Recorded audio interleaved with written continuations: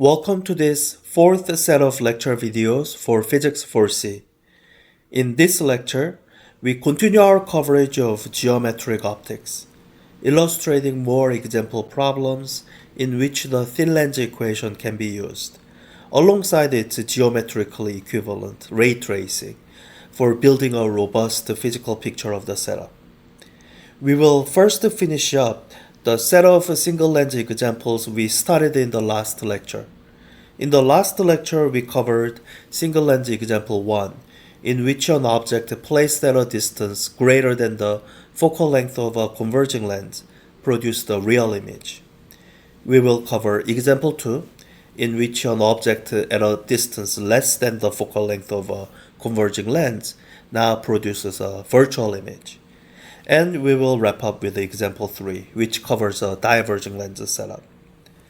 As mentioned in the last lecture, the real utility and versatility of the thin lens equation comes in combination with the sign conventions, where negative values of focal length, object distance, and image distance are given physically appropriate meanings, allowing one thin lens equation to cover all scenarios you may see in geometric optics. We will use the remainder of the lecture going over some interesting multi-lens systems, starting with a basic two-lens system example, really an extension of a single lens example 1, then a scenario which involves a virtual object. We also have an example of a simple magnifier, which is technically involving only a single converging lens, but requires some additional considerations for the angular magnification formula. For our last example, we look at a homework problem which involves an intermediate virtual image, which becomes a real object for the second lens in the system. This is our last lecture in geometric optics. In the next lecture, we will go back to considering the wave nature of light, looking at wave optics, also called physical optics.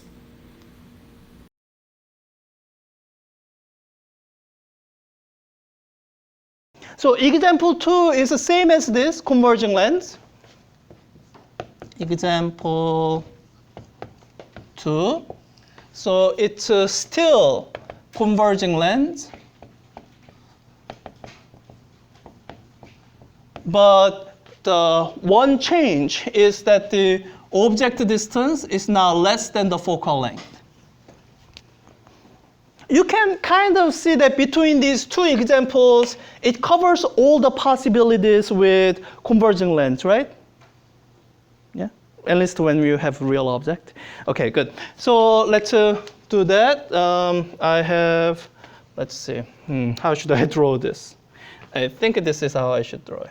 So converging lens here of some focal length. Let's say it's the same focal length. No reason to make it complicated. But this time, the image will be somewhere inside the focal point. Let's make it easy for myself or ourselves and say that the image is at distance, sorry, not image, object is at distance 5 centimeters away from the lens, half the focal length. Okay, so once again, the question is, where is the image? What is the eye? And what I would tell you, especially when you're starting out, is, when you're starting out, you have no intuition. This lens equation is a good equation to always fall back on. It will always give you a result that is meaningful in some way. You may have to learn how to interpret it, but it will give you an answer that you can use. So that would be my first recommendation. Use this lens equation and see what you get. Now, I could go through all the algebra, but I feel like I already did that already, right? All the algebra I did here, none of that depended on what these values were, right? Yeah. So I can say, all right, I'm just going to reuse this result. That's sort of one of the reasons to do things symbolically. And I can say my image distance is equal to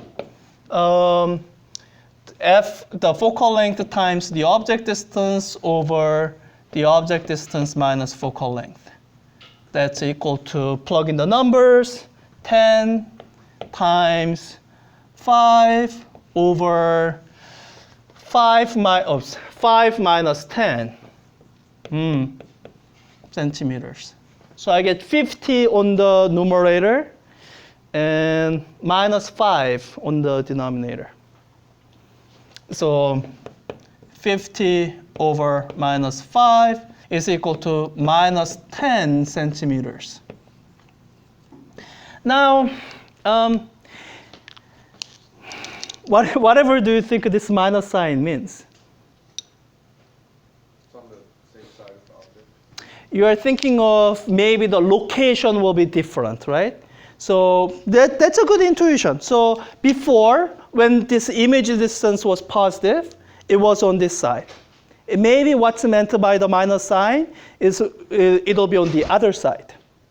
All right, so here's how you can verify it. You can draw your ray diagrams. And if your ray diagrams show lines converging on this side, then I guess minus sign means something else. If the ray diagrams show the lines appearing to converge here, then that intuition was right. So let's draw the ray diagram and see. I mean, I do rough enough numbers so that even doing it by hand, it should come out right. So my first principal ray, coming in parallel, goes through the focal point. Straight enough. So that's the first principal ray. The second principal ray goes through the middle of the lens, and it goes straight. All right. So on this side, you can see that they are kind of diverging.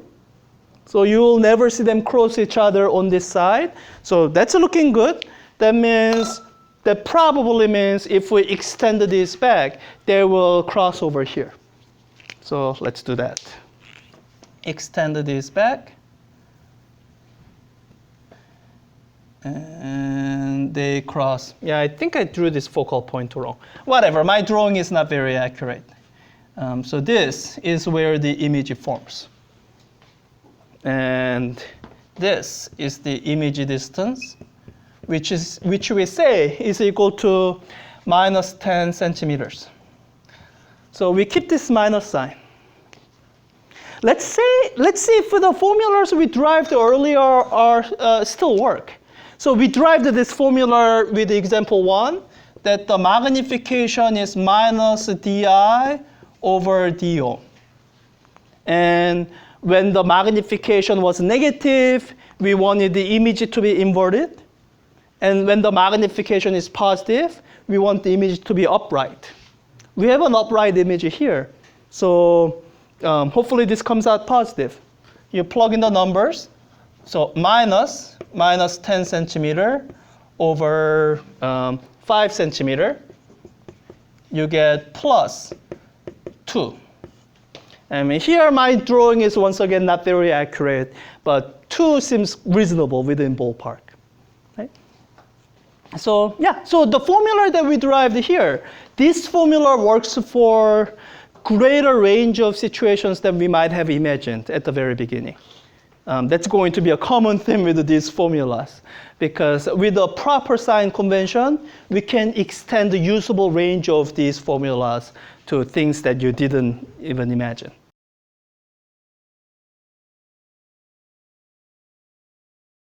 So the last and the third example is where you have a diverging lens.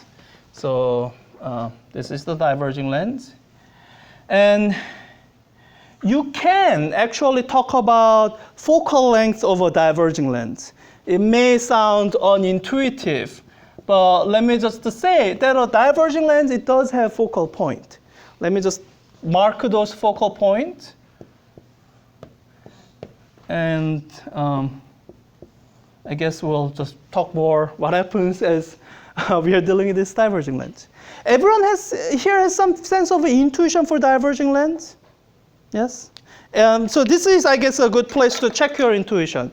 If you had parallel rays coming in, how do you think these parallel rays will go after going through this diverging lens? They will diverge, right? I mean, we call it diverging lens for a reason. So they will diverge. That's the property of diverging lens. Now, here's the thing that may not be, I don't know, intuitively obvious, but turns out to be true. These diverging rays, if they came from parallel rays, they will look like they are coming from a single point. They will look like they are coming from this point. That's the sense in which this is a focal point. No real rays will actually focus here, but if you had the parallel rays coming in, as they go out, as you look at it from here, it'll look like these rays came from point source here. So that's really the only thing in, that the diverging lens is different from converging lens with. But so let me do this example quickly. So let's say I have an object, arrow that looks like this. Good. So let me get rid of the other ray that I'm apparently not using. So so the first thing I would do is find the principal ray, and well, I already did that. So this is one of the principal rays. If I'm doing ray tracing, then the other principal ray would be the same as what I drew for the converging lens. It's the one going through the middle of the lens. The surfaces are still parallel, so you would get this ray to go straight through. Okay.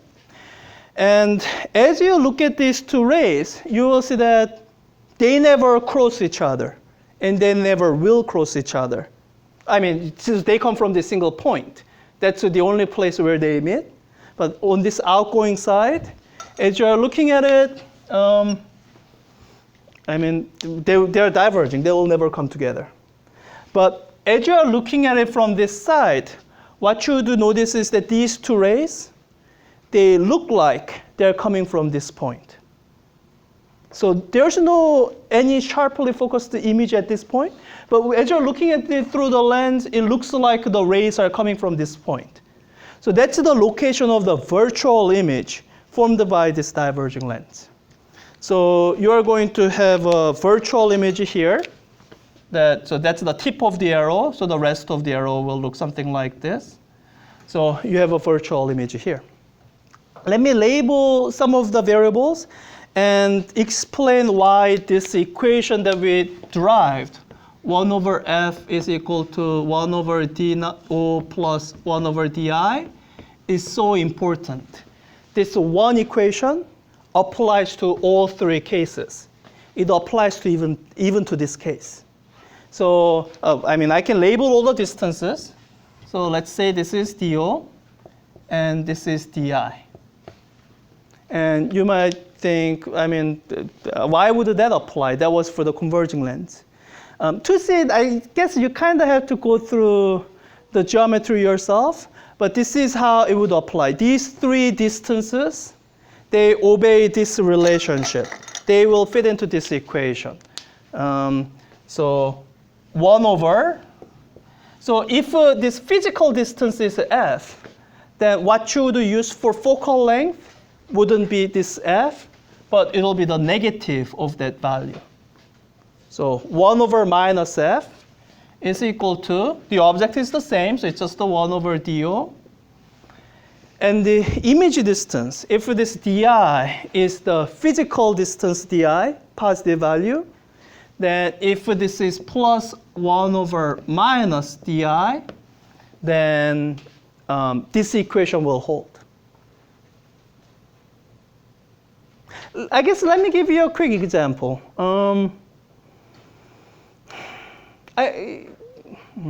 This is the quickest example. The quickest example is where this object is infinitely far away. And let's say we said this focal distance was 10 centimeters. Then based on the drawing that we drew before, you want that image to form here, right? The 10 centimeters away, right? And imagine plugging numbers into here. So 1 over minus 10 is equal to 1 over infinity. Well, that's 0. plus 1 over minus 10. But it works. So what I will say is, so we need a little more time to go over this sign convention in more detail. Let me leave this example with this. You can do it this way. You can solve this with starting out from this expression. 1 over f is equal to 1 over do plus 1 over di. So we don't actually use it this way because all these signs, they get confusing. What we prefer to do is use the same equation in every case, except we have a sign convention that tells you when any one of these quantities are negative. So with the f, there's a sign convention. It's positive if converging. And it's negative if diverging. And with the image, we have this sign convention. The image distance, it's positive. How should I put it? I don't want to say it's positive if it's real. I don't know if that's always true. You know, I think that might always be true. Well, if I have to correct this later, I'll correct it later. I will introduce the full sign convention later. But for now, let's say this much. Image is positive if you are dealing with a real image. If a real image. And image distance is negative if we are dealing with a virtual image. So here, this image is virtual. Why is it virtual? Yeah, no two real rays intersected. It's just that this point looks like where this ray is coming from and where this ray is coming from, but they never actually intersected here. So in this case, the image distance is negative because it's virtual, and the focal length is negative because it's diverging.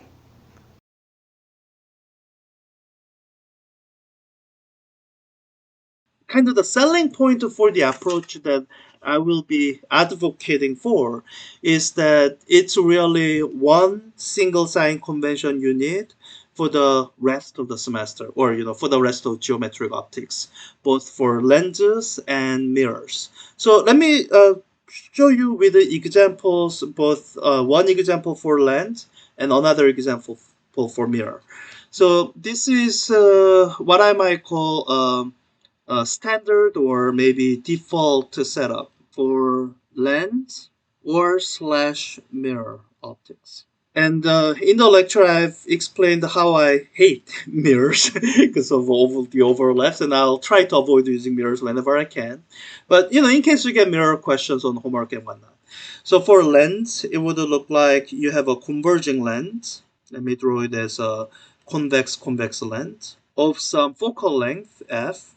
I'm going to draw 2 dots to indicate the focal point. So if you are considering an equivalent setup with the mirror optics, you would still have a converging mirror, which looks like a concave mirror of some focal length f. And we had the formulas and whatnot that gives you the expression for this focal length in terms of radius curvature. I'm assuming you know that. So for the default setup, the object would need to be placed outside of the focal length distance. So I'm imagining some arrow setup, and with this setup, you can kind of do a ray tracing to figure out where the image will be. Let me do that quickly. So this is one principal ray that is instant parallel, so it'll go through the focal point on the other side for lens. And the principal ray number 2, it'll go through the middle of the lens, so it'll continue on undeflected. And continuing to trace it, I form an image here. Where they cross, that's where this tip will form an image, and I can imagine doing that for every other point along the object to get this image. Let me label my object distance and my image distance. For the mirror optics, this is what it looks like doing the ray tracing for mirrors. The first principal ray, which is instant parallel to the mirror, or instant on the mirror parallel to the axis that reflects in such a way that it's going to go through the focal point. And here you are beginning to see my dislike for mirror optics because your rays tend to kind of overlap and double over, and it makes your diagram look more busier. The principal ray number two, that's the mirror version of this ray. It's instant on the middle of the mirror, the point that intersects with the axis. And it's instant in such a way that you can clearly see that the angle of incidence is equal to the angle of reflection, that these two angles are the same. And when you trace these out, then you get this as your image. And you can kind of see similarities here. The how far away the image is, it kind of looks similar to how far away it was in the case of lens. So this is the object distance, and this is the image distance. So what I've diagrammed using ray tracing rules, you can get quantitative answers for these quantities: object distance, image distance, and focal length using the thin lens equation. The thin lens equation says reciprocal of the object distance plus the image distance is equal to reciprocal of f. And this applies to lenses, thin lens equation. And the reason I was hesitating was it also it applies to mirrors. So you could call it thin mirror equation. But it's fine. So this equation applies to lenses and mirrors, and if you work it out for this scenario, for this default setup, you can see that it applies. You can get an answer, and the reason for introducing the sign convention is to emphasize that this single equation, it is so much more broadly applicable than this single default setup. I guess thinking of all the combinations, you can think of potentially maybe 8 different scenarios where this same equation will still continue to apply to. Maybe not 8. I think in the lecture I gave you 3 different scenarios and said that covers everything, because some of those 8 you can't quite get to with a single lens anyway. So in order to have this single equation apply to those many different scenarios that's not even pictured here, that's where we introduce the sign conventions for thin lens equation. It's really a way to keep reusing this form of the equation for scenarios that are very different from this. For example, you can imagine what happens if your object is somewhere here inside the focal length, where you won't get a real image, you'll actually get a virtual image. Or you can think of a scenario, what if we are dealing with not a converging lens but a diverging lens, where your focal length it wouldn't do the same thing that the converging lens does.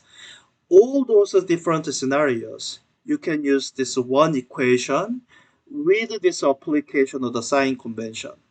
So what the sign convention is gonna say is, for each of these quantities that's up there, the object distance and the image distance and the focal length, that we can assign them signs depending on what situation they are in. So the possible choices are either a positive sign or a negative sign. Those are your two choices. And I'm calling both of these default setup because this is the setup where all 3 quantities will be positive. So for focal length, it's going to be positive if I have a setup where it's a converging arrangement. I specify the converging lens and a converging mirror. So my focal length here is positive for both of them.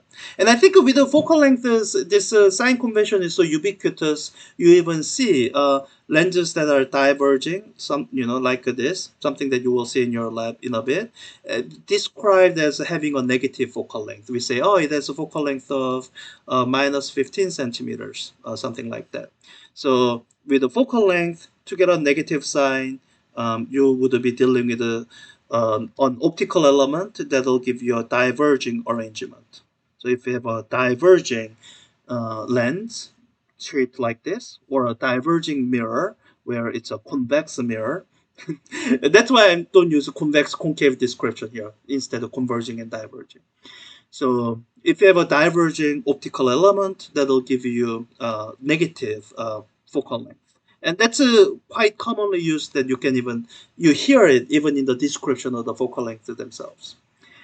It's in the discussion of the sign convention for the object and image distances where you kind of have to think through, you kind of have to be careful in how you state it so that you can use the one sign convention for everything instead of this is something that I haven't seen in any textbooks. Even the textbook that we use, they're slightly not as careful as I would like them to be. That leads them to having two different sign conventions, one for lenses and one for mirror. And I think that's unnecessarily confusing. So let me give you the sign convention with this particular care that I'm going to I'm going to take. So the care that I take is how I describe the sides. So the sign of positive and minus, it does come down to the distinction of whether the object and image are on the same side or the opposite side. So same side would be, the default setup. So this setup, however you put it, it's on the same side as the relevant side. So with the lens, we can divide the sides this way. So I have this side that the object is on, and this side is the real image is on. And the care I want to take is how we label these sides. I think the way many textbooks do it is they describe in terms of the side that the object is on. That runs into two issues. One, the side the object is on, it'll be difficult to describe in terms of the DO because you run into circular thing. Don't want to do that. So instead of dealing with the side the object is on, the way I want to work through the language for the sign convention is in terms of the light rays. The light rays come from one side and goes out the other side. So by paying attention to light rays, we can talk about incoming side or incident side and outgoing side. With mirrors, we can use the same language. So we have light rays coming in here. So we have incident side here. And now what appears to change for mirrors is because mirrors reflect. The outgoing side is actually the same side as incident side. That's fine. So we'll just label this side incident side and outgoing side. No, law of physics says that incoming side can also be the outgoing side, especially you have mirrors. So with that careful language in mind, what we would say is that the image distance is positive if your image forms on the same side as the outgoing side. So we would say same side as outgoing side. And this image distance will become negative if it's the opposite side as outgoing side. In terms of lenses, that means an image somehow forms on this side, the instant side. In terms of mirrors, it actually means the opposite side as outgoing side. It means the image forms somewhere here, opposite from instant side. And if you're careful on how you refer to the sides, then you can avoid having to use two different sign conventions for lenses and mirrors. You can use one same sign convention for both of them if you are careful on how you refer to your two sides, incident and outgoing. So that's for image. With object, so here, I guess the object is on the same side as incident side. So you'll say, okay, same side as incident side means your object has distance is positive. One might think is this scenario ever going to happen? Could your object be on the opposite side as the incident side? And I guess if you're thinking of a single lens setup, then the answer is no. Because if you imagine moving this object over here, then the whichever side the object is on becomes the incident side. So it's not like moving the object will somehow change your sign for the object. What I will tell you is that if you're dealing with a multi-lens setup, you can actually have what is considered to be object for a second element to be on the opposite side as the instance side. So imagine this scenario here. In this setup, imagine I'm adding a second lens here, for example. The way we analyze these two lens optics is that the image of the first optical element, this, acts like an object for this second optical element. For this second optical element, this is my instance side. My object is on the opposite side. So this can and does happen. When this happens, we call this virtual object. And in fact, that's what this negative sign represents. So whenever you have negatively signed object or image, you are dealing with a virtual object in case object or virtual image. And I think a virtual image is more commonly seen and more easily understood by people. In fact, I have conceptual questions on that. A virtual image is image where image distance is negative. So in case of lenses, that would be the image forms on this side, same side as object, or opposite side as the outgoing side. In case of mirrors, it would be the image that forms on this side, opposite side from the object, or the opposite side as the outgoing side. And again, as long as you use this language, you don't have to worry about how you describe the real and virtual object and image being different for lenses and mirrors. So this is the sign convention, and so in the simplest scenarios, what you should expect to see is this, where your object, image, and focal length are all positive.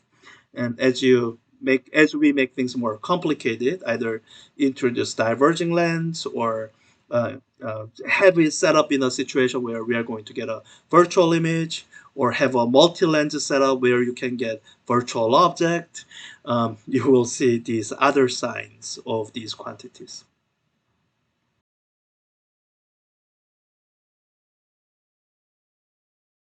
Because this is how you approach multi-lens problems. Let's say you had this converging lens, and then I had, let me just extend this out a little bit. Let's say I had the converging lens, and then some distance away, I have this diverging lens. And somebody asks you, as you are looking at it from here, where is the final image of this two lens system? And the way you would answer it, actually, let's actually answer that question so that we do something that's more easy before we do the more complicated one. So let me, yeah. Everyone remember these numbers, this example? I can just keep using it? Yes? Okay, so let's, yeah? Question, it's incoming, outgoing relative to the lens, right? When you say like incoming versus outgoing, it's relative to the lens. So what's Yeah. outgoing to the lens? It's describing the direction of the rays. Direction of the rays. So when you have a lens, the plane of the lens divides the sides into two sides. Yeah. Side A, side B. It's relative to the lens. Yeah, and the rays are coming from one side and going out to the other side, or going out to the same side if it's mirror. Good? Yeah. Okay, so let's modify this example one by tacking on another problem. So let me call this, instead of example 2, let me call this example 1b. And I will give you the usual specifications for a problem like this. So let me call it example 1b. And so we had that. We worked all this out. And what example 1b is telling you is that there's another lens of focal length. I'm trying to draw this as faithfully as I can. Another focal length of minus 10 centimeters. It's a diverging lens. Placed at some distance. Let me call this F2. Placed at some distance. And let's see. I want to do it reasonably accurate. Let me do it this way. I will say that this focal point is here. And that's my 10 centimeter focal length. So the distance, looking at this, at some distance d from the first lens, capital D is equal to 40 centimeters. Good? Looks reasonable to everyone? Yes? So imagine you are holding two lenses, focusing lens out here, diverging lens here, and you're looking at object through those two lenses, which you will do in your lab on Thursday. So this is a quick intro to that. So the question might ask, as you look through here, it would ask, okay, where is the image? Where is the final image? So where is the, I guess the question would really be most properly stated, where is the final image? Because as you have seen so far, images, they have a definite location. So we talk about image distance, how far away is it from lens? But so after you know that, image is here. If you place a screen here, you will see the well-focused image. So it's proper to talk about where is the final image. And if we need to refer to some location of the lens to specify that, then we'll do that. But the first question is where is the final image? And so let's say this is the question we are trying to answer. And the way to answer a question like this is step by step. It's like any other physics question. You can't take the whole thing all at once. The way you do it is you have an object here, and the light rays from this object is going through one lens at a time. It goes through this lens, and then after it comes through here, so here's the image, but the light ray doesn't stop here. It continues going, and you have to imagine that this lens is big enough to capture it here. And then it goes, as it goes through this diverging lens, it diverges to some point. And same thing with this ray, which it goes through and then diverges to some point. Or if you drew some other ray, for example, I could have drawn this ray that goes through this image point. Then it would go through this lens and diverge away to some point, right? So you handle this one step at a time. The description of how these rays bend here in this first converging lens, that's given by, did I erase it? No. That's given by this lens equation here. This is telling you how the rays bend here so that they form the focus at this image distance. And now what you can do is you can handle the second stage by ignoring everything else that happened before and treating this as the object for the second lens. Okay? So essentially, to find this location of the final image, one important step will be solving this equation. So 1 over object distance for second lens plus 1 over image distance for the second lens is equal to 1 over the second focal length of the second lens. Okay? Now, what would you say is this object distance here? It's an image, the image of the first lens. So we do use the image of the first lens as the object for the second lens, but this is the point I want to get clear to everyone. Would you simply use this value 30 centimeters for that? Okay, no. So can someone tell me from the parameters that have been given, what should the object distance for the second lens be? 40 minus 30. Yeah, 40 centimeters minus 30, or as it's drawn, meant to be, supposed to be object distance is 10 centimeters. Yeah, that's how you're supposed to do it. You treat this like it's a real thing that's here. You figure out this distance, and should this be plus or minus?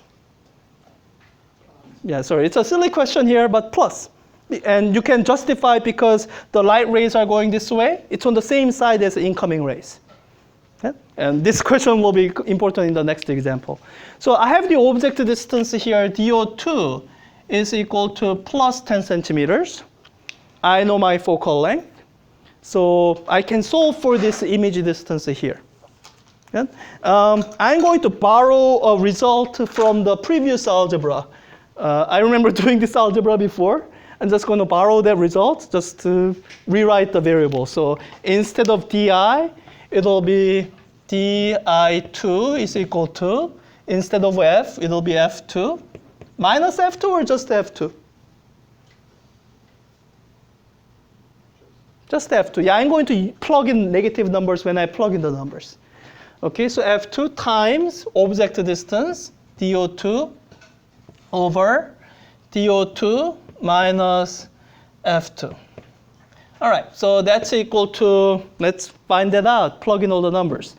Minus 10 centimeters, minus 10 times the object distance, plus 10, divided by the object distance, plus 10, minus 10 centimeters. So when you work out all the units. So you see that you get an overall sign of minus 100 divided by 10 plus 10. So 100 divided by 25 centimeters. So minus 5 centimeters is the image to distance. So where is that image? Yeah, left-hand side, opposite to the outgoing rays. It'll be on left-hand side here. So I guess I'm just going to guess what it looks like. It's going to look something like this. This will be your final image, with this being my DI2. Good? This clear with everyone? Okay, so this is how you handle a multi-lens system.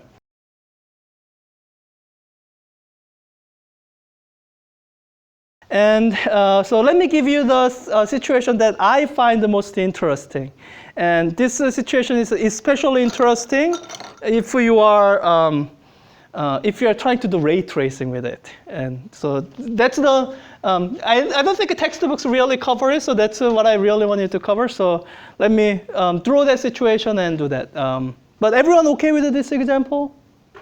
Yes, because some of the approach we have used here, we are going to continue to use it. In fact, let me write out some things that I think I will want to refer back. So this object distance, how we figured it out. The way we figured it out was DO2 was equal to this distance between the lenses minus this image distance, DI, right? This was the, if you want to call it, the formula we used to figure out the object distance for the second lens, right? I think I might use that again, so let me just leave that there. All right, let me clear all of this up. Sorry, the drawings have been very messy this entire lecture. Let me call this example, I guess it's example 4, since example 3 was that diverging lens. Let me do another combination of a converging lens and diverging lens. Except this time, they are going to be much closer to each other. So I guess, let me specify the setup so that you have some time to think, and I will erase the rest of the board. So this is the situation for example 4. I have two lenses.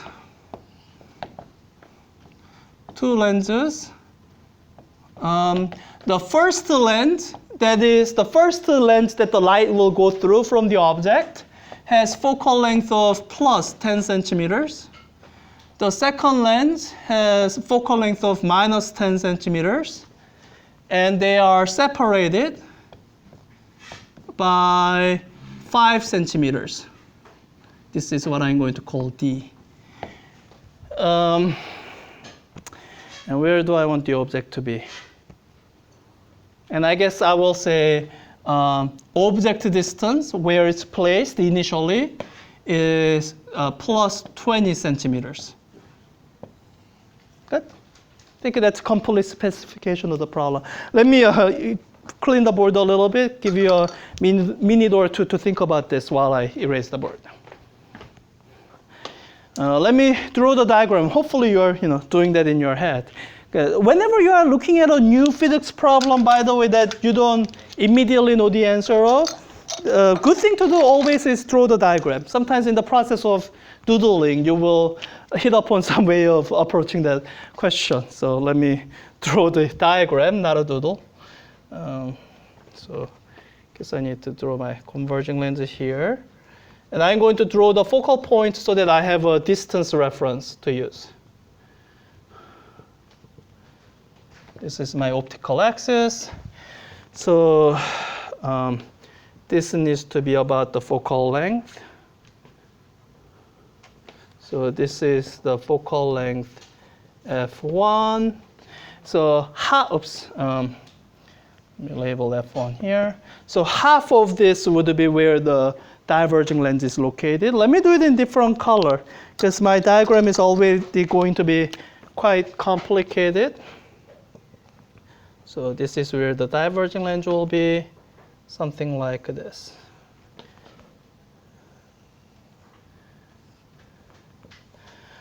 All right, and let me use X to mark the focal points of this diverging lens. It will be here and here. Close enough? I can't really tell this up close. All right, let me place my object, double the focal length. That's where I set it. Here. All right, so F1, let me draw F2.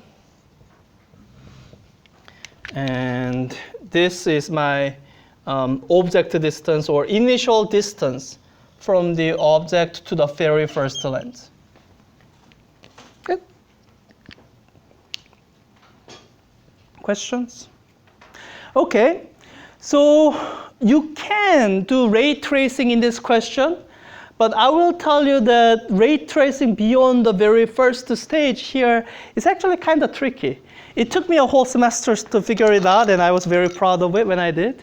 So we'll get to it, but we'll do that after we know some of the answers already.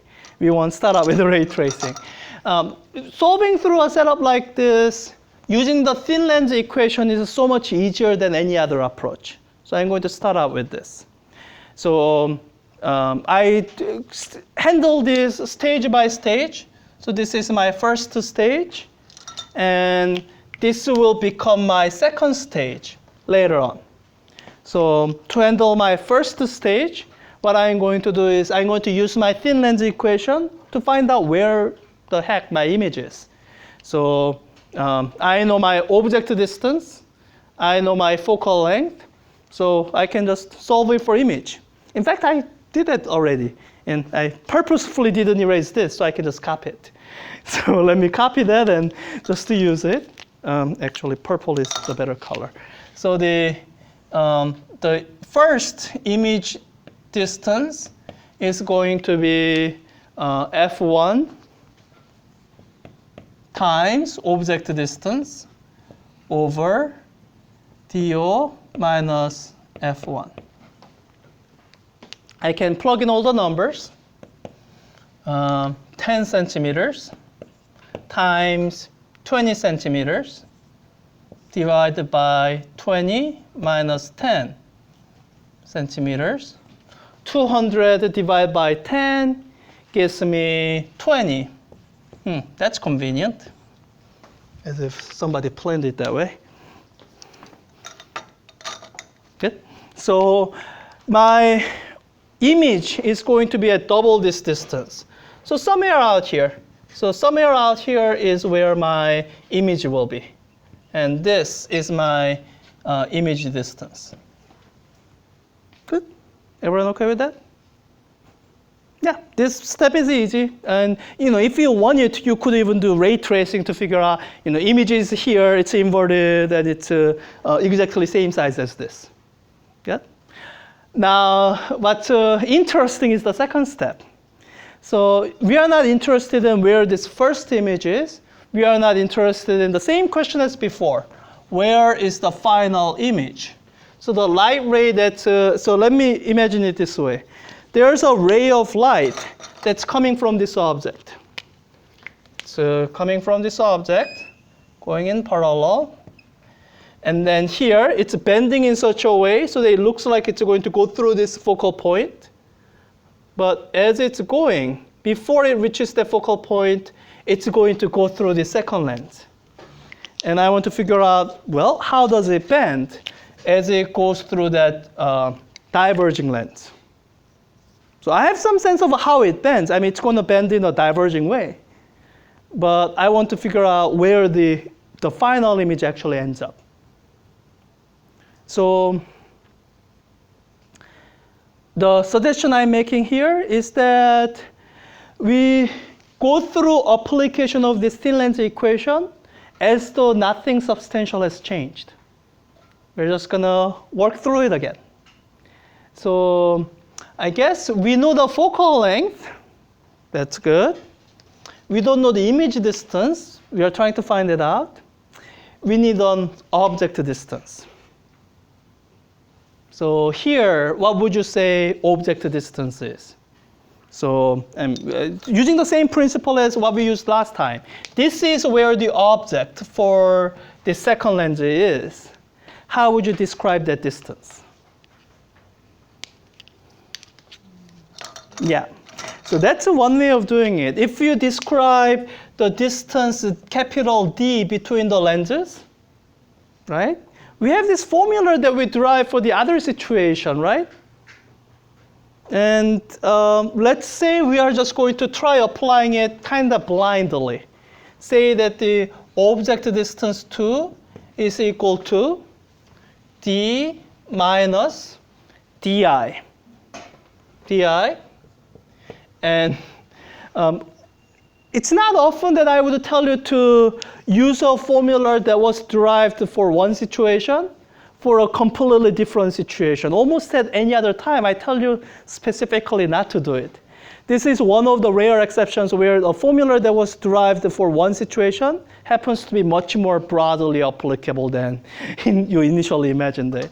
And it's because of this. So let's plug in the numbers. This distance is 5 centimeters. So 5 centimeters minus this image distance was 20 centimeters. 20 centimeters is equal to minus 15 centimeters. Is that a sensible number? Here it is. Most of the time, if you are trying to find the distance and you got a negative number, you would say, that's nonsense. I'm going back to do something different. But in this one case, it is sensible. And it is this situation here. This is a virtual object. It's a virtual object. So the thing that's here, it acts like an object. But the light rays never actually go through this object. That's what makes it virtual. It's the same criterion that made an image virtual. Image is virtual if light rays never actually go through that image. So it's for the same reason that this object that's here is virtual. So with that understanding, we can actually just use this number and go through this exact same calculation. Let me write it down somewhere where it won't get obscured. I guess I can just reuse this space again. So let me just reuse this space again. So for my final image, I'm not dealing with example 1b anymore. So I'm using I can rederive this, but it's going to be the same result.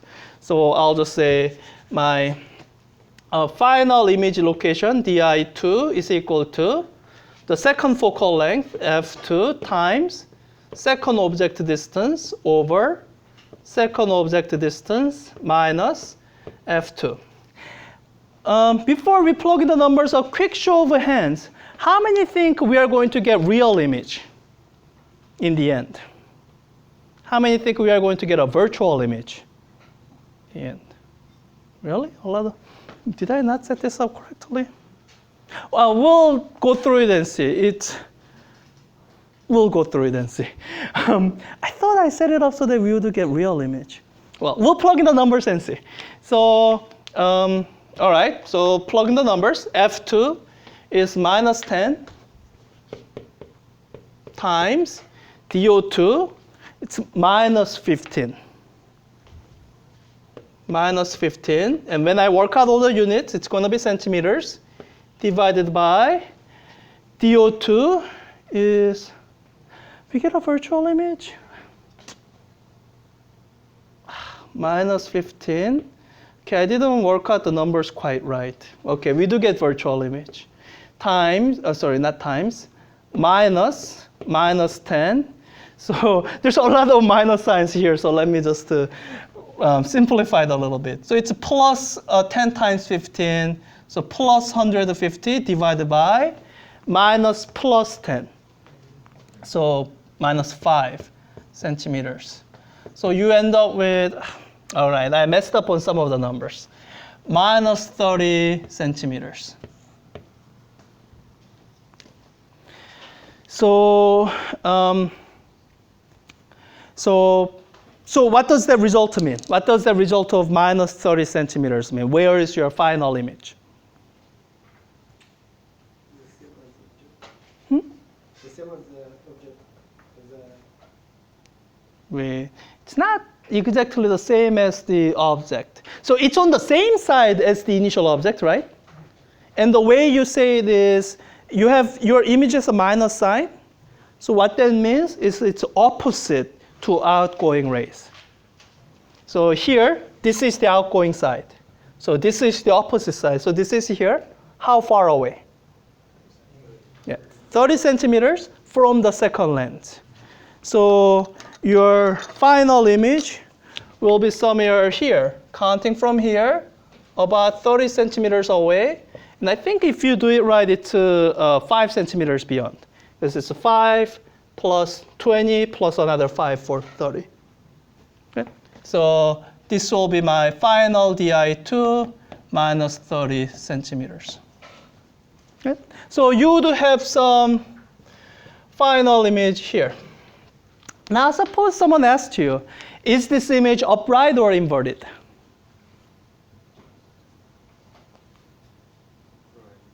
Upright? Wait, should it be upright? I think it should be upright. So one way you can get at that is you could go through magnification of each of the stages. You would see that you get negative magnification here and actually another negative magnification here. So ends up with a total magnification that's positive and upright. Another way to find it is through ray tracing. So I don't have a lot of time. Let me just show that ray tracing briefly. By the way, just so you know, this is not something I would ever ask you to do on an exam. This is something I got excited about when I figured it out for myself, so I just want to show it. But you would not, so you would be expected to be able to do this algebra and figure out the location. And maybe even figure out if it's upright or upside down. But ray tracing with a virtual object is the one thing that I want to ask you. If you can figure out how to do it for yourself, then great. But I won't put that on an exam because too many people will miss it. So let me just do the ray tracing as an example. So you do the ray tracing the normal way for the first one. Let me just do this here with the dotted lines to indicate that there are no real rays that's following this path.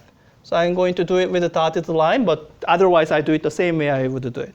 So that's the first principal ray. This is the second principal ray, goes through, and once again here with the dotted lines, because, oops, I'm not doing this right. Bent it here. All right. With the dotted line so that they don't. So there's no real ray that's going straight after going through lens this way. So, but this is where the image was. All right, first stage is enough. So how do you do the second stage to wait. Yeah. So how do you do the second stage to find the final image here?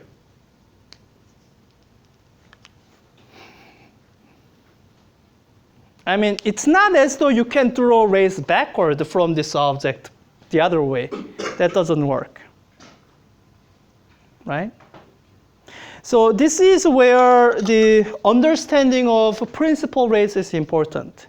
So the two principal rays, 1 and 2, they are really defined by this characteristic. One is that this ray is parallel to axis, and 2, this ray is through the middle.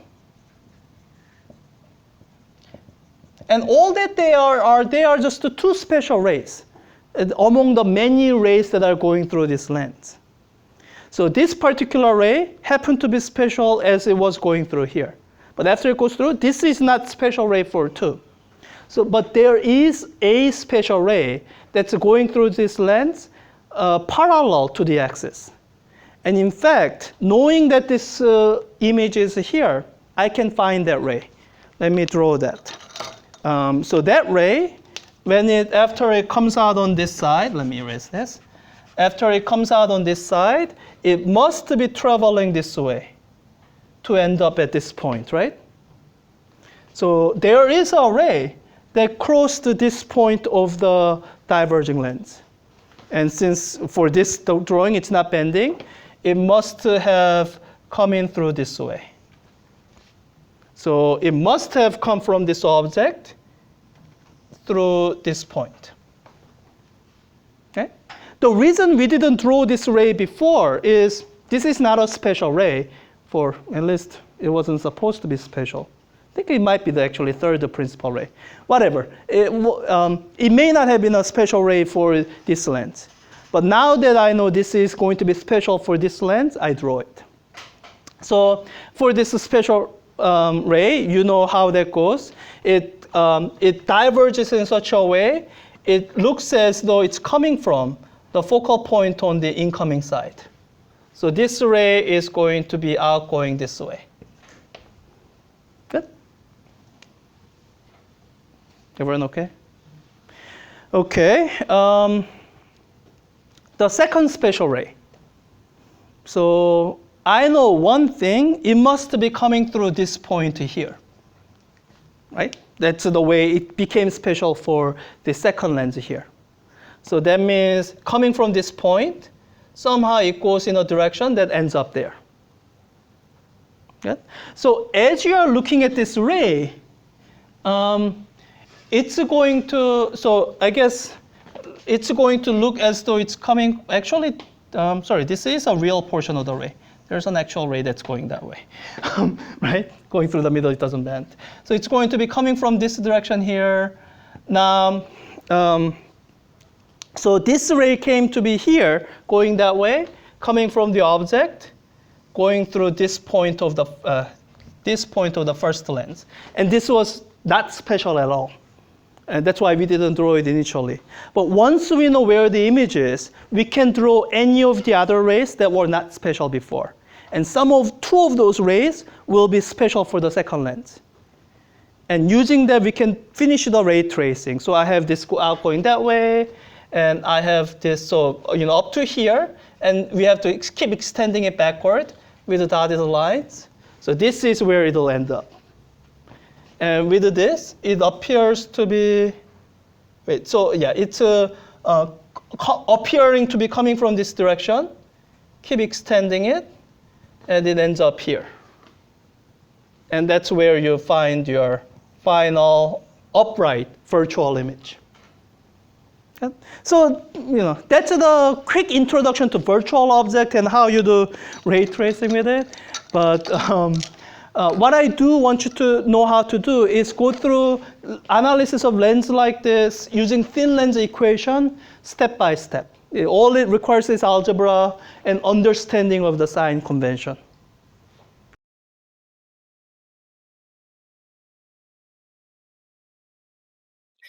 So before I start on the question, I will first acknowledge that there are formulas in your textbook that you can basically look up and do this quickly. Now, I will go through the derivation of those formulas. So, but if you're in a hurry and you just want to quickly answer that, then your textbook actually has the formulas. They have, okay, here's the final equation for angular magnification, and they tell you, so I think they give you this. This is for the strained eye, and this is for the relaxed eye. So, so you can do that. Let me kind of sketch out the pictures, because in your textbook, they do have this sketch of a picture, but they don't have the two versions of, two versions. So they have this picture, although I think this picture might be used. No. So your textbook has that. Your textbook has the formulas that you can use. Now let me work on driving those formulas. So when you're looking at angular magnification, it's different from the other type of linear magnification that most of the problems that deals with. So most of the problems that deals with the linear magnification defined as the ratio of the image size to the object size. With the angular magnification, you are dealing with an entirely different quantity. You are imagining you're imagining looking at an object like this, and these have an apparent size. And even though this remains the same size, depending on it, whether it's close or far away, its apparent size changes.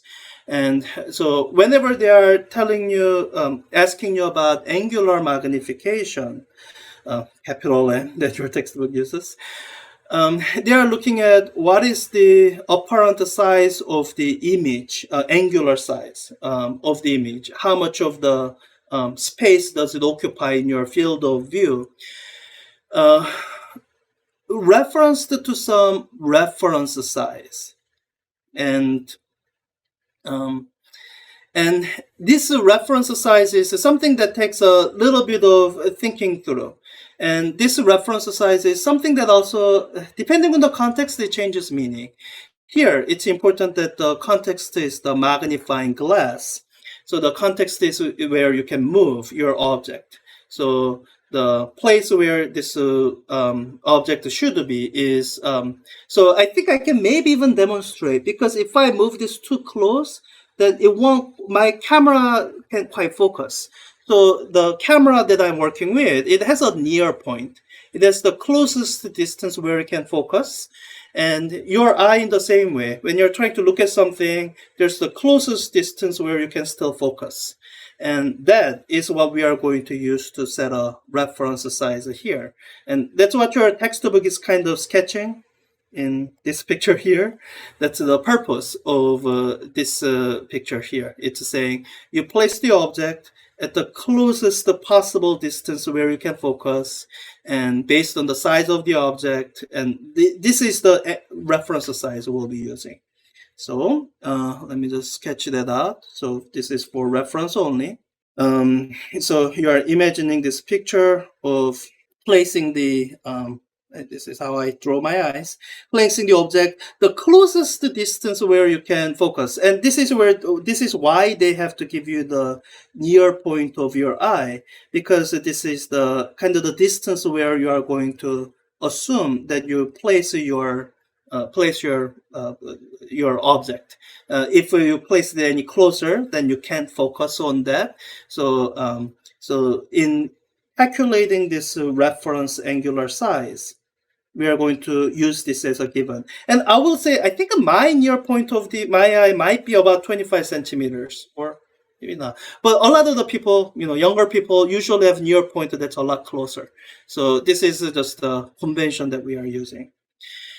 So with A and B, they are asking this question, if you hold it in such a way that you can view the image with relaxed eyes.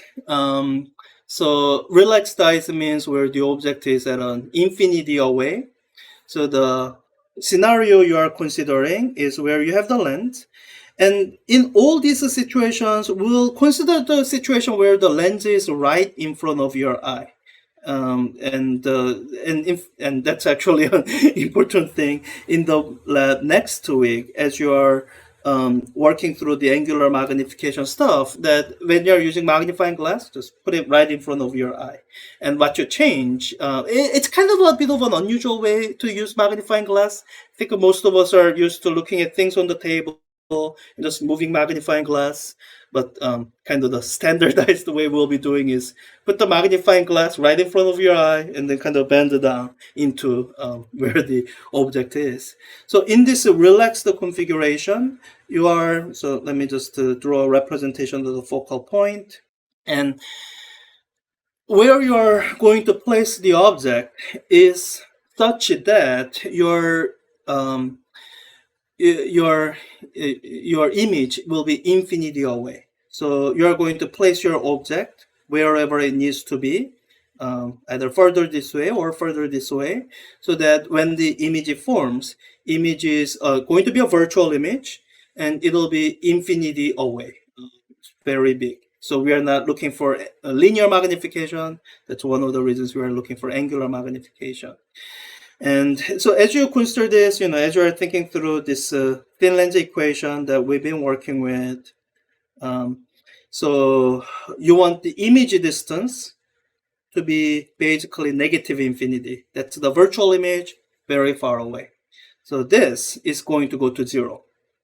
That makes this question quite easy, because then we can figure out the object distance. We are going to get object distance is the focal length. In fact, I think I kind of drew it on the wrong side.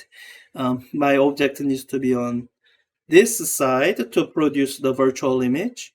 And basically, as I place it as close to the focal point as possible without going over it, I'll have a virtual image that's at infinity away. So that's what I'm going to draw as a representation of. I have an object here, right at the focal length. And so with the focal length of 6 centimeters, if I had an object just at 6 centimeters, normally I wouldn't be able to focus on it. But with that magnifying glass in front of me, I'm able to focus on the image that's at an infinity away. So now this is really nice, because the ray diagram, or one of the rays, actually tell you the angular size of this right away. It's not this ray, because this ray is complicated. But in fact, I think I drew this one wrong. It bends to steeply. It should be bending something like this. This second principal ray, this actually tells me the angular size of the image right away. Because wherever my image is super far away, this is still going to be, this is going to be the one of the lines that goes to the tip of the arrow of the image. So this is the image angular size. So I think I have enough information to write down the angular magnification in this scenario. So my reference angular size is going to be the object size divided by this near point. And my image angular size is going to be, still the same height, object height, because this is the kind of the one of the triangles I'm looking at, object size, divided by the focal length. And I'm using the whole small angle approximation, so that, and the angle is in radians. In radians, the kind of the height divided by distance gives you the angular size, and the angle in radians. So yeah, with that, I simplified L over focal length. That gives me the angular magnification with this relaxed eye. That's the easy case.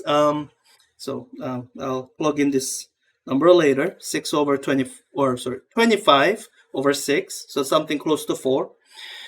With train the eyes, this is one that takes a little bit more math, and I guess I'll just use the formula that's in the textbook. I'll just describe the situation where this is derived. So with the strained eyes, you are not placing the image at infinity distance away. You are trying to place the image as close as you can focus on. So with the strained eye configuration, what you are trying to do is you are trying to, okay, so I'm going to place my object somewhere inside of the focal length so that the virtual image forms at some finite distance away. And the finite distance away where I want the virtual image to form, that will be my near point of the eye. So under that configuration, kind of work this out and, you know, work out the distance that's somewhere there. I'm kind of just quickly sketching it out. Then you have all the kind of things set up that you need for that. So what I would do, one is this object distance, because once I know the object distance, then I can get my image, or I guess I can also get my image, whatever the case. But my object distance is the main unknown. In this equation, I want my image distance to be minus L, so that it's a virtual image at L away. And I want my focal length to be focal length that's already given. So here, you know, I have to solve for the object distance. And why am I solve for the object distance? So it's going to be, I think, sorry, I can't do this in my head. So it's a reciprocal of 1 over f minus 1 over di. And let me just do this numerically so that, I mean, I could use this formula, but let me just do it numerically to show that this is basically the picture you need. And in terms of working it out, you know, the textbook does the detailed algebra. So my focal length is 1 over 6 centimeters, or focal length is 6 centimeters, so 1 over f, 1 over 6, minus, I have to be careful here, 1 divided by minus 25 centimeters, because I'm looking for a virtual image. And so this will be basically plus 1 over 25 equals, and then I need to take the reciprocal of that, raised to the power of minus 1. So that gives me the object distance at 4.839 centimeter away. You can see that it's closer than what it was here. That's one of the reasons this will be bigger. Also, textbook formula plus 1. So, so with this object distance, I think I can. So the version of this expression will be, the magnification is so this is what I'm looking at. This is my image angular size. So it's going to be the object height divided by the object distance divided by, this is why I want you to use object height, so that in the reference angular size, it'll cancel out. If I use image size, then I don't get this cancellation. So, so I need to divide, so it's L over DO. So I need to divide L. Let me store this. 25 divided by the object distance in this scenario. So that's 5.17. So that should be the answer. 5.17. And since the textbook formula says that this is 1 more than that, this should be 4.17. Yeah, so you know, textbook does drive this scenario and shows you the formulas that you can plug numbers into. But since this is a situation that you will see in the lab next week, I want you to kind of give a more descriptive description.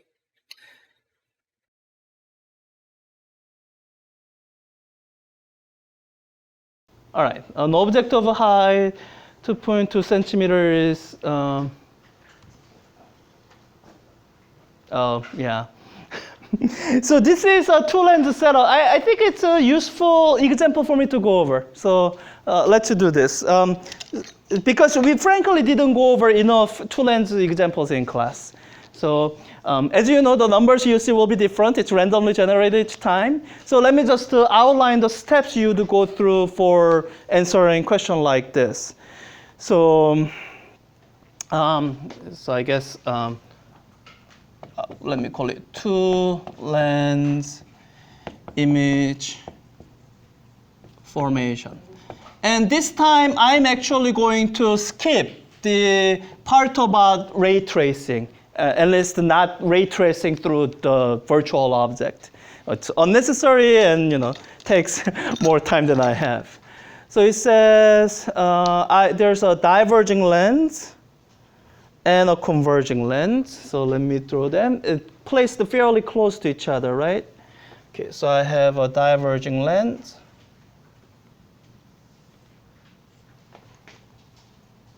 And a converging lens. And so I have this distance between them. Let me call it capital D.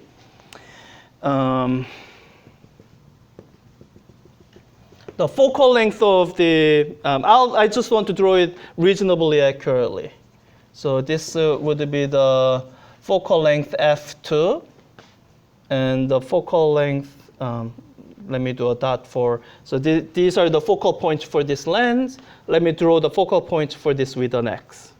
So something like this. And this is the focal length F1, which is less than 0 if it's negative. And F2 is positive because it's a converging lens. Okay?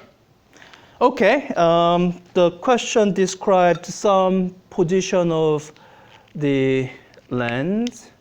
So 21 centimeters in front. Okay, good. I don't know if it's meant to be right at the focal point. Let me, can I regenerate numbers? Maybe you put in like random answers. I don't know. Well, I'll just put it here. But let me keep this distance as a separate variable, DO. So whether it's the same or not shouldn't make a difference in terms of your answering it. Okay, so that's the question. It says the distance between, okay, in the next few steps, you're going to find the location and size of the final image. So you go through this step by step. You analyze this situation just considering lens 1 and ignoring everything else. And then after that, so let's do that since we are ignoring everything else. In fact, that's what part A is asking. Where is the intermediate image formed by the first diverging lens? Well, do you have some sense of where it should be? Just intuitively? Should it be on the left side or the right side? Left side, virtual image, somewhere here, right? Okay, that's good enough of an intuition. Let me write down the lens equation and work through it. The lens equation says 1 over DO plus the image distance, let me use their symbol, 1 over DI1 is equal to 1 over F1. Okay?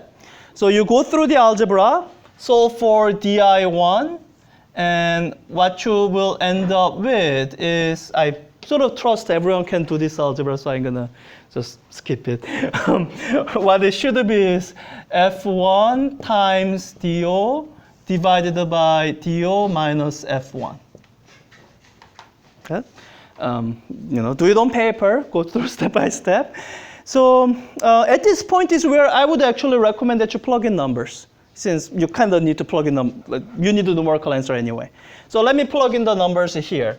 Minus 21 centimeters times plus 21 centimeters divided by 21 minus 21. The whole thing is going to be in centimeters. So it'll be, I don't know. Yeah, I think I'm doing, let me do approximately. Approximately this is equal to minus 400 divided by 21 plus 21, so approximately 40. So this is going to be equal to approximately minus 10. Good? Yeah. Okay. So yeah. So this fits with what we were guessing. Minus 10 centimeters. Exact answer is probably minus 10.5. Yeah. So so that means you have a virtual image here. In fact, half the distance. So you have virtual image here, and this is your image distance, di1. Good? So this is your first step analysis that gives your answer to part A, and it sets you up for the second step analysis. So it asks, where is the final image formed by the second converging lens? Now this is where you have to be careful. So when you trace the rays, this is what the rays will look like. Let me just trace the ray that's coming from here, coming from midpoint here, going parallel. So this ray goes here, and then after going through the diverging lens, it sort of diverges out like this. And when it comes to the converging lens, then it converges not quite parallel. I think it's going to converge more than parallel. But so this is the ray that the effect of the lens is the effect it has on this ray like this. And this lens equation that you are writing down, all this is describing it, all this corresponds to is these effects just in the algebraic form. So after this light goes through lens number 1, then after that, these rays of light, they are no longer affected by lens number 1. So when you do the analysis for lens number 2, what you have to pretend is, as you do the analysis for lens number 2, you have to pretend that this first lens doesn't exist. I think this can be sometimes difficult for people because you feel like this thing that we are going to use as object is on the left side of this lens. But what you have to remind yourself is we already took care of it. We are not going to take care of this twice. Okay? So now for this lens number 2, what you have to do is, all right, so this is my object. This is where my object is. So I need to figure out, well, what is my object distance? So this is this a real object or virtual object? How many say this is a real object? How many say it's a virtual object? Yeah, so this is where you have to be careful. So the condition for an object being a real object is, that's why we took time to spell this out. It's on the same side as incoming rays. This object here, is it on the same side as incoming rays?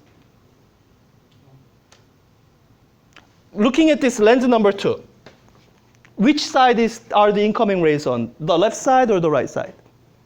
Left side, okay. Is this object on the left-hand side? Okay, so is it on the same side as incoming rays? Yeah, so it's a real. Sometimes people get mixed up with the virtual image. Virtual image can be real object, and real image can be virtual object. Is that clear to everyone? Yes, okay. So yeah, so this is a real object. So I'm going to have some, I don't know, object distance DO2 that hopefully is going to be a positive number. And I think this is how I'm going to choose to express DO2. I'm going to express DO2 as this distance D, which is a positive number, minus DI1. I mean, I could use absolute values and whatnot, but this is my choice. And it's a better choice for a general case, because this expression will turn out to be correct even when this was a real image on this side. Yeah? So when you work out this number, then it's going to be a positive number. So that's one sort of validation that the numbers you are working out are correct. So when you work out this number, then it should be 7 minus 10. So it should be approximately plus 17 centimeters. Or 17.5 if you're doing it exactly. So the rest of the analysis is the same. You write down the lens equation. So 1 over DO2 plus 1 over DI2 is equal to 1 over F2.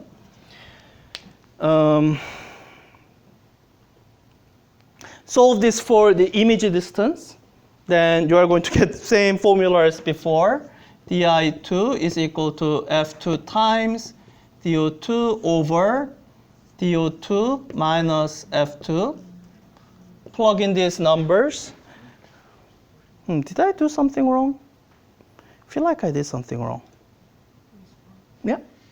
Do you think we should regard the image by the first lens as the object for the second lens instead of use the same object for the first lens and second lens? Like, So I am regarding this image yeah. from the first lens as the object for the second lens. Sorry. Yeah, yeah, but that doesn't mean I use the same distance. I use the same location, but the distance will be different unless this happens to be right on top of that. Good? Okay. For some reason, I was expecting a real image, but whatever. I could have been expecting it. So everyone okay so far? Yes? Okay, so let me plug in the numbers. F2 is, in our case, 21 centimeters times the object distance is 17 centimeters divided by 17 minus 21 centimeters. So looking at this, it looks like we are going to get a virtual image. And it'll be, I don't know, let me just do this roughly. It's roughly 400 divided by minus 4. So it'll be roughly minus 100 centimeters. Or probably like minus 90 or 80 centimeters. Okay. So that means that's how far away your final image is, somewhere over here. So your final image will be somewhere here at a distance of di2 that you calculated. Okay. So for here, you use the sign to indicate, so you would just give them the number that you calculated. And so how large is the intermediate image? So this is where you should use the magnification formula. And that's why I kept track of all these intermediate numbers, because you're going to need it. Magnification formula is minus di over do, image distance over the object distance. So having gone through first step, you know the image distance, you know the object distance, so you can take the ratio, get, I guess, m equals 1/2 for the first stage. And for the second stage, it'll be, so you know the image distance divided by this, 17, so it'll be something bigger, like 5 or something. And so I believe, yeah, so C is just the first step. So for D, that's where you have to be careful. The question is not just asking for magnification of the second stage alone. It's asking for the total magnification. Or actually, sorry, it's not asking for magnification at all. You have to remember that given this, the HI is equal to magnification times the object height.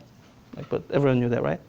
Yeah, okay. So to do the last one, you have to, so magnification, it's, just multiplying one by one. So the total magnification would be magnification of first stage times magnification of the second stage. Hopefully this is intuitive when you hear it. Yes? Okay. Yeah, so I will tell you this much. The kind of setup you see in question 14, that's as complicated as the setups are, lens analysis is going to get in this class. I will seldom go more than 2 lenses. This is one of the reasons I hate mirrors, because with the mirror, sometimes you see only 2, but then when you unfold it, it turns out to be 3 or 4 elements. Especially on exams, with the time constraints and whatnot, I will limit us to up to 2 lenses. And because I feel like once you can do 2 lenses, then being able to do more than that is just a matter of time.